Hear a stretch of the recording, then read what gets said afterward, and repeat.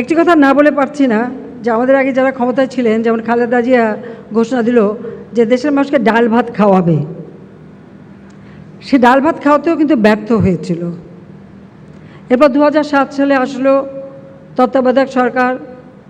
আপনাদের মনে আছে, ফখরুদ্দিন সাহেব প্রধান উপদেষ্টা, ইয়াজুদ্দিন সাহেব রাষ্ট্রপতি, সেনাপ্রধান মঈনুদ্দিন, মেজর জেনারেল মঈনুদ্দিন আবার ঘোষণা দিলেন আলু খাওয়ার জন্য। আলুর হাজার পদের আলুর নানা রকমের মানে তৈরি করা হলো এবং তার আবার প্রদর্শনী হলো বেশ উন্নত হোটেলে, যে মানুষ ভাত পাচ্ছে না তাতে কি আছে, আলু খাবে। তো কেউ আমাদের ডাল ভাত খাওয়াতে চাইলো, কেউ আমাদের আলু খাওয়াতে চাইলো।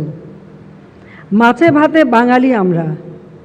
তা আমার মাছে ভাতে বাঙালি, মাছ ভাত পেলেই তো যথেষ্ট। সেটাই তো আমরা চাই, বলেন ঠিক কি না? সেটাই তো আমাদের লক্ষ্য। কাজে আমরা সেদিকেই দৃষ্টি দিয়েছি। এখন অন্তত বলতে পারি মাছ ভাতের অভাবটা নাই, ডাল ভাতেরও অভাব নাই। তবে মানুষের চাহিদা এখন মাংস, আরও বড় বড় মাছ, সব কিছু খাবে। তো এখন দেখি জিনিসের দাম নিয়ে চিন্তিত। পেঁয়াজের দাম বাড়লো কেন? পেঁয়াজ আমরা কিন্তু 90% পেঁয়াজই আমাদের আনতে হতো ভারত থেকে, সম্পূর্ণ নির্ভরশীল ছিলাম।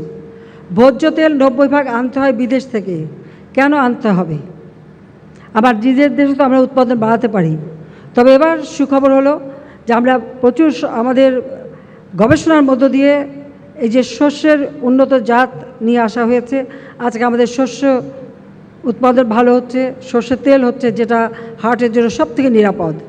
সেই সাথে সাথে আমাদের রাইস ব্র্যান্ড, চালের কুড়া থেকে যে তুষ থেকে যে তেলটা হয় সেটা হচ্ছে, বা অন্যান্য তিলের তেল বা বিভিন্ন ধরনের আমরা কিন্তু বহুমুখী করতে পারি, করার সেই সুযোগ আরও আছে, আমরা এখন করেও যাচ্ছি। আর পেঁয়াজ নিয়ে যখন এত ঝামেলা, আমি বললাম পেঁয়াজ আমরা উৎপাদন করতে পারবো না কেন? জাতিপিতা তো বলেছেন আমাদের সোনার মাটি, সোনার মাটিতে যা দেবো তাই ফসল হবে। এবং আপনারা আজকে দেখেন আমাদের পেঁয়াজ উৎপাদনে এখন বোধহয় প্রায় 40% আমরা নিজেরাই উৎপাদন করতে পারি। কাজে এবং এটার উপর গবেষণাও চলছে। এরপরে কারো কাছে মুখাপেক্ষি হয়ে থাকবো না, আমরা নিজেরা উৎপাদন করব প্রতিটি জিনিস। সেইভাবে আমাদের কিন্তু চলতে হবে।